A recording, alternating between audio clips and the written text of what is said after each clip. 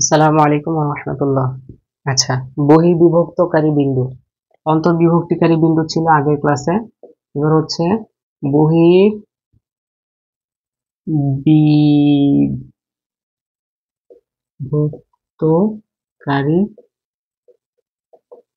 বিন্দু স্থানাঙ্ক। আগে যেটা করছি এটার সাথে এটা খুব একটা বেশি পার্থক্য নাই। বহির্বিভক্তকারী বিন্দু, বহির্বিভক্তকারী মানে বাইরে বিভক্ত করবে। অর্থাৎ দেখো, আগে ছিল কি এরকম, হ্যাঁ, যে এই যে দুইটা প্রান্ত বিন্দু, ঠিক আছে, তাহলে এই দুইটা বিন্দুর সংযোজক সরলরেখা এটা একটা। তাহলে এই এই রেখাটার ওপরের যে কোনো জায়গায় একটা যদি একটা বিন্দু থাকতো, এখানে হোক এখানে হোক এখানে, তাহলে সেটাকে আমরা কি বলতাম বলতো? অন্তর্বিভক্তিকারী বিন্দু। কিন্তু ধরো মনে করো বহির্বিভক্তকারী মানে বাইরে বিভক্ত করছে রেখাটাকে, এরকম একটা বিন্দু। কিভাবে?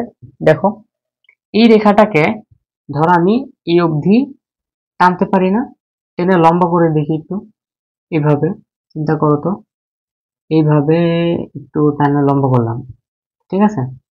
ধরো কথার কথা আমি বললাম যে এই সেই বিন্দু, এই বিন্দুতে হচ্ছে কি করছে, এটা ছিল এবি রেখা। দেখো, এবি রেখাটাকে জাস্ট একটু এদিকে যদি টানি, টেনে লম্বা করি, তাহলে এইটা হচ্ছে সি বিন্দু। যে বিন্দুটা দেখো, এবি কে, এবি তো নর্মালি এতটুকু, বাট এটাকে টেনে এতটুকু লম্বা করার কারণে এখন কি হইলো, এই অবধি আসলো, এবি রেখাটাই লম্বা করা হলো।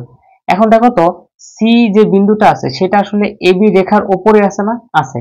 কিন্তু এবি রেখার মধ্যে আছে নাকি বাইরে আছে? বাইরে আছে। এজন্য এটা বহির্বিভক্তকারী বিন্দু। কি? বহির্বিভক্তকারী বিন্দু। আচ্ছা, এই বহির্বিভক্তকারী বিন্দুর স্থানাঙ্ক কিভাবে বের করব? এটার তো বলেই দেওয়া থাকবে x1 y1, এটার স্থানাঙ্ক বলে দেওয়া থাকবে x2 y2। এখন এই বহির্বিভক্তকারী বিন্দুর স্থানাঙ্কটা ধরে নিলাম x, y, যেটা আমার বের করতে হবে। আচ্ছা, এখন এটাও বলে দেওয়া থাকবে আগের মতো, যেমন অন্তর্বিভক্তকারী বিন্দু কি করত, দুইটা অনুপাতে ভাগ করত, ঠিক আছে। এইটাও সেম, এ বিন্দু থেকে সি বিন্দু একটা দূরত্ব আছে, ওইটা হবে হচ্ছে এই যে এইখান থেকে এতটুকু, এটা ধরলাম m1। আবার বি বিন্দু থেকে সি বিন্দু একটা দূরত্ব আছে না, এটা হচ্ছে m2 ধরলাম। তাহলে এই যে এই m1 is to m2, এই অনুপাতে ভাগ করছে কি, m1 is to, এটার is to চিহ্ন বলে m2। আর is to টা কিন্তু এইভাবে লেখা যায়, এটা জানো কিনা? এইভাবে লেখা যে কথা m1 by m2, আর এইভাবে লেখা সেম কথা, ঠিক আছে। এটা যারা জানো না তাদের জন্য, যারা জানো তারা তো মাশাআল্লাহ ভালোই জানো। আচ্ছা, তাহলে দেখো এই বিন্দুটার স্থানাঙ্কটা হচ্ছে কি, আমরা এই যে যদি বের করতে চাই এই বহির্বিভক্তকারী বিন্দুটার, দেখো আগে একটু খেয়াল করে দিই যে আসলে এটা তো অনেকেই বুঝবা না। এটা ছিল ধরো অন্তর্বিভক্তকারী বিন্দু, ঠিক আছে, এ বি, এই যে সি অন্তর্বিভক্তকারী বিন্দু। অন্তর্বিভক্তিকারী বিন্দুর জন্য এ থেকে দূরত্ব আর বি থেকে দূরত্ব কিন্তু দেখাইছিলাম m1 is to m2 এইভাবে। এখন ওই কাজটাই কিন্তু এখানেও করছি, যে এ থেকে দূরত্ব আবার হচ্ছে বি থেকে দূরত্ব, তাহলে এই যে m1 is to m2 এই অনুপাতে কি করছে, ভাগ করছে। m1 is to m2 অনুপাতে ভাগ করছে, কোথায়? বাইরে গিয়ে ভাগ করছে। এই বিন্দুটা এই রেখাটাকে বিভক্ত করছে, বাট বাইরে, ঠিক আছে।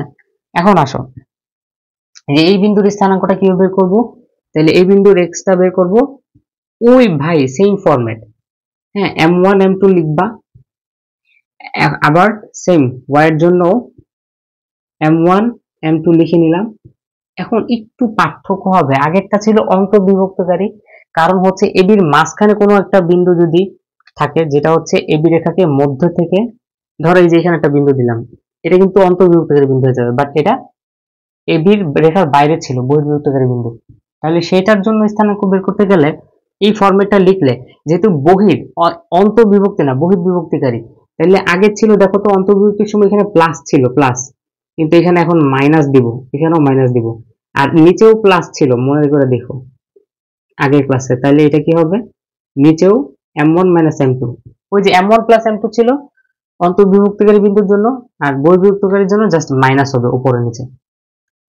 অন্তর্বিভক্তিকারীর জন্য উপরে নিচে দুইটাই প্লাস ছিল, বহির্বিভক্তিকারীর বিভক্তকারীর জন্য দুইটাই নিচে মাইনাস হবে, উপর নিচে।